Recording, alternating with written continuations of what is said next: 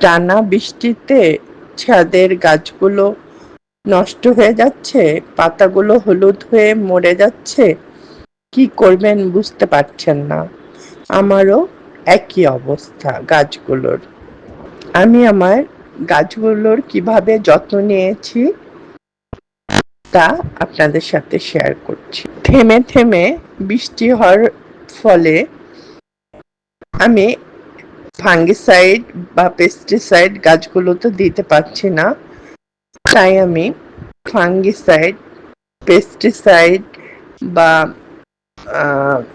গাছের উপযুক্ত খাদ্য যেটাই বলেন, আমি একসাথে কিভাবে গাছে প্রয়োগ করে ভালো ফল পেয়েছি তা আপনাদের সাথে শেয়ার করছি।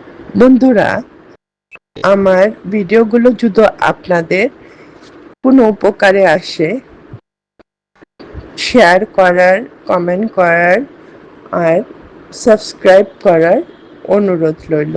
প্লিজ সাবস্ক্রাইব করবেন।